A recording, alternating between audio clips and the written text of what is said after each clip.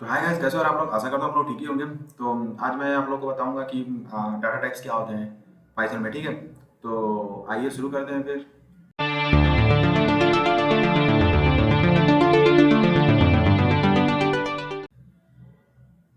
तो हम लोग पहले एक फाइल बनाएंगे, न्यू पाइथन फाइल, और डालेंगे यहाँ पे डाटा टाइप्स। ठीक है,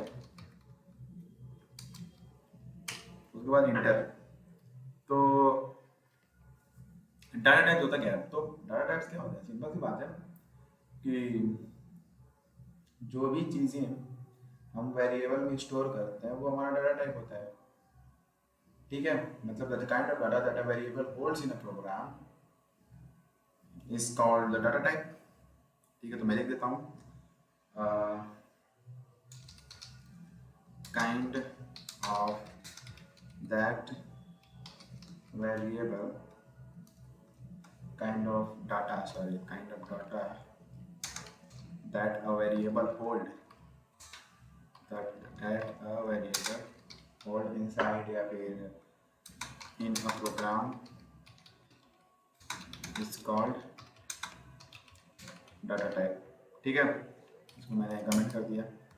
तो डाटा टाइप हमारा ये होता है, जो भी वेरिएबल में हम लोग एक वैल्यू को असाइन करते हैं वही हमारा डाटा होता है, और वो किस टाइप का होता है तो मैं भी आप आगे बताऊंगा कि वो कितने टाइप के होते हैं। ठीक है, तो डाटा वैसे होते हैं नंबर के फॉर्म में देखा जाए तो इंट, फ्लोट और स्ट्रिंग भी होता है, कॉम्प्लेक्स भी होता है।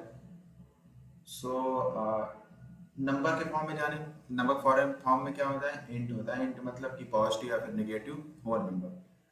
ठीक है, तो अगर नंबर की बात करें तो नंबर में हमारा पहला हो जाएगा इंट। और इंट का मतलब क्या होता है?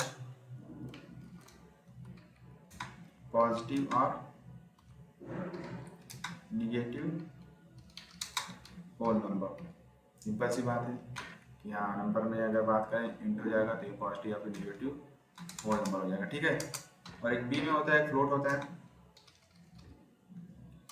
फ्लोट क्या होता है कि number with fraction, number with fraction या फिर डेसिमल। नंबर विथ फ्रैक्शन और डेसिमल,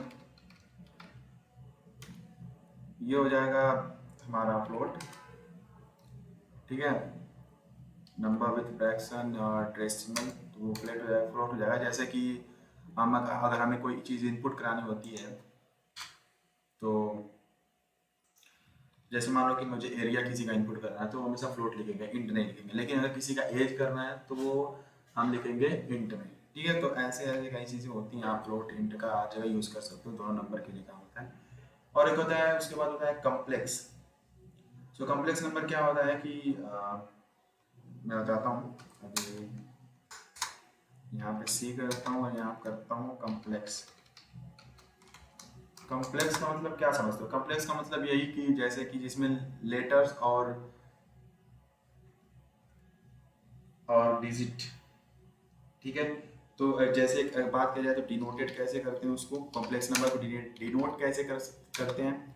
तो आप ए आई प्लस बी, या फिर इस तरह भी कर सकते हो, नहीं तो फिर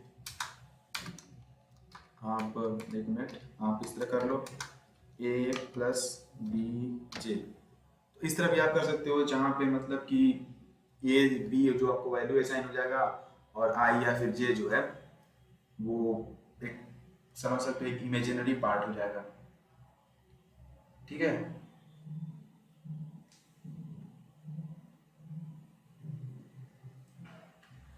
तो यहाँ पे ए बी और जे, ए आई बी, ये आपको समझ में आ रहा है?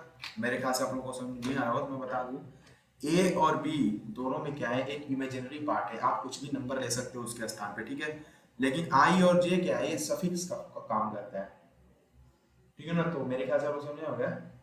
तो ये सफिक्स का काम करता है, जो मतलब जिसमें जहाँ देखो यहाँ पे जो बी के साथ लगा है, बी के साथ जे लगा है, जे यहाँ सफिक्स का काम कर रहा है, ए के साथ जो आई लगा है ये आई सफिक्स का काम कर रहा है, लेकिन ए और बी जो है इमेजिनरी पार्ट है, आप इमेजिन करके कोई भी नंबर उसके स्थान पे ले सकते हो। जैसे कि मान लो कि मुझे लिखना है x equal to 3+2j।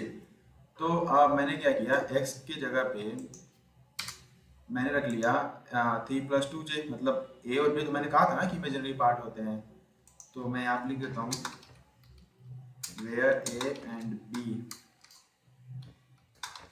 Is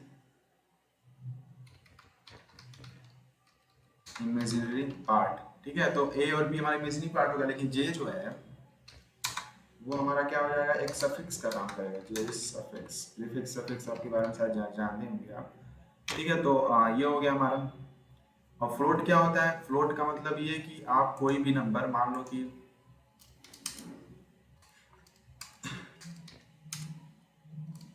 आप कोई भी नंबर, जैसे मान लो कि मैंने y रखा, y इक्वल टू 3.2, ये हमारा फ्लोट हो गया, मतलब फ्रैक्शन या फिर डेसिमल के फॉर्म में। लेकिन अगर मैं ये z इक्वल टू 2 कर दूं, तो ये हो जाएगा इंट।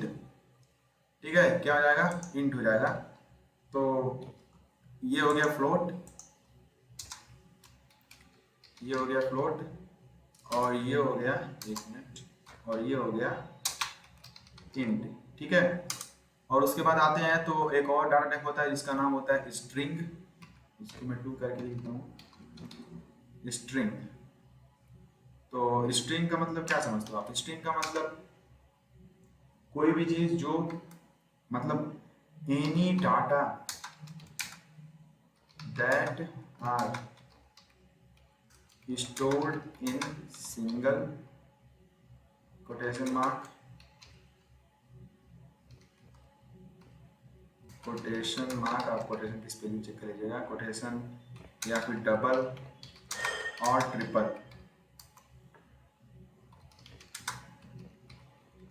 कोटेशन मार्क, तो ये होता है हमारा स्ट्रिंग। मतलब कोई भी ऐसा डाटा है जो कि स्टोर्ड है सिंगल कोटेशन मार्क या फिर डबल कोटेशन मार्क या फिर ट्रिपल कोटेशन मार्क में, तो ये हो जाएगा हमारा स्ट्रिंग हो जाएगा। ठीक है,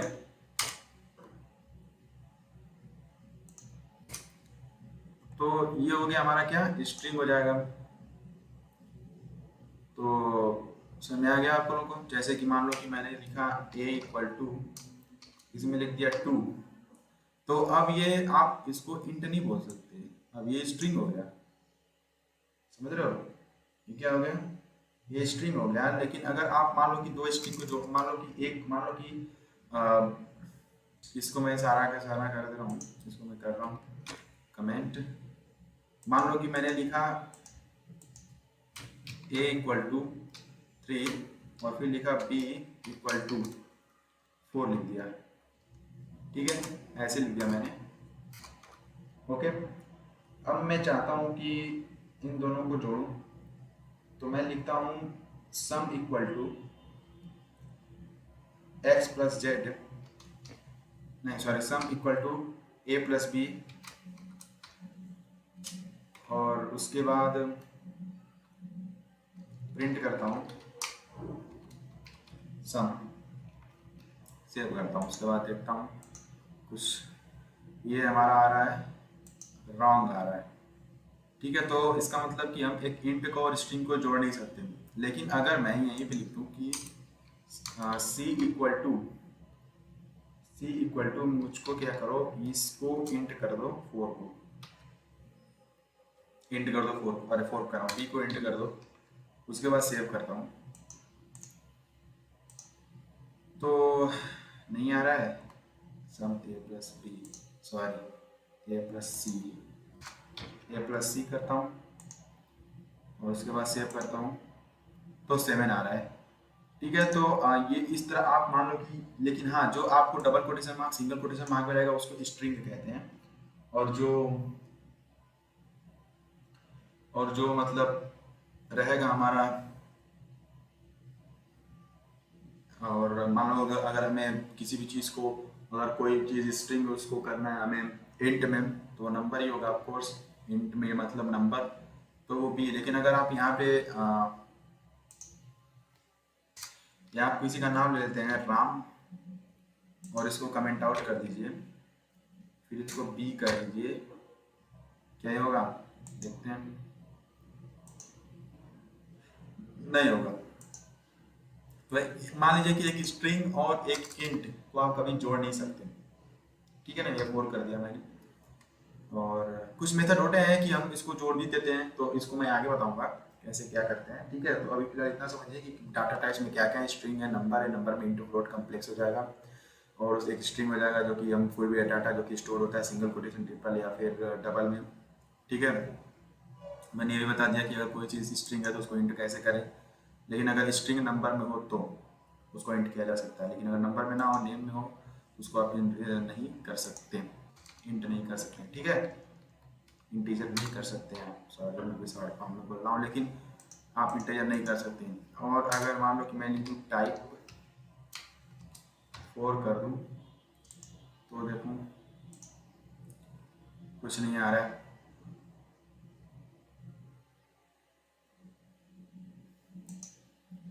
ठीक है। लेकिन अगर मैं यही चीज़ आपको पाइथन प्रॉम्प्ट पे करके दिखाता हूँ तो आप शायद और बेहतर समझ में आए।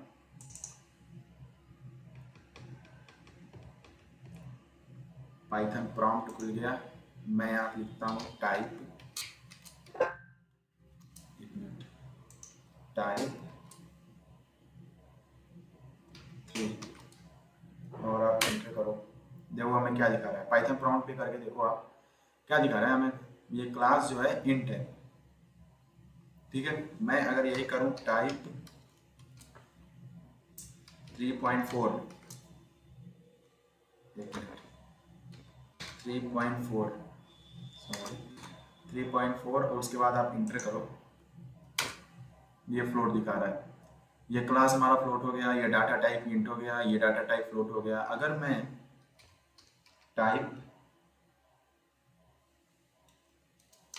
इक्वल टू और इसमें लिखता हूँ 4, बंद कर देता हूँ, अब देखो स्ट्रिंग हो गया, या str स्ट्रिंग इंट फ्लोट। लेकिन अगर मैं a इक्वल टू -32 करता हूँ और उसके बाद कहता हूँ कि टाइप बताओ मेरे a की, ठीक है, तो आप इंटर करो, वो भी इंट है, ठीक है। तो मेरे ख्याल से आप लोग को और भी अच्छी तरीके से समझ आ गया होगा। आप पाइथन प्रॉम्प्ट भी करोगे तो मैं पहले बता चुका हूँ कि पाइथन प्रॉम्प्ट जो है वो इंटरप्रेटर का काम करता है, और उस पर सिंगल लाइन ही सिर्फ इंटरप्रेट होकर आपको उसका आउटपुट मिल जाएगा। लेकिन अगर आपको एक पूरी स्क्रिप्ट प्रिंट करनी है तो उसके लिए आपको एक आईडीई यूज़ करना पड़ेगा, जिसे आईडीई बोलते हैं, ठीक है। आप पाइचार्म यूज़ कर लो, VS कोड यूज़ कर लो, कुछ भी यूज कर लो, लेकिन ठीक है। तो पाइथन प्रॉम्प्ट में मैंने ये करके दिखा दिया कि आप कैसे चेक कर सकते हो कि कौन सा डाटा किस टाइप का है, ठीक है। तो यहाँ पे टाइप सारे मैंने करके बता दिए, तो आई होप आप लोगों को सारे क्लियर हो गए होंगे, ठीक है मेरे ख्याल से। तो अगर नहीं कुछ क्लियर हुआ तो आप कमेंट बॉक्स में पूछ सकते हैं, और मिलते हैं अब अगली वीडियो में, ठीक है। चैनल को सब्सक्राइब कर दीजिएगा और बेल आइकन को प्रेस कर दीजिएगा, ओके। तो फिर मिलते हैं अगली वीडियो में, टेक केयर।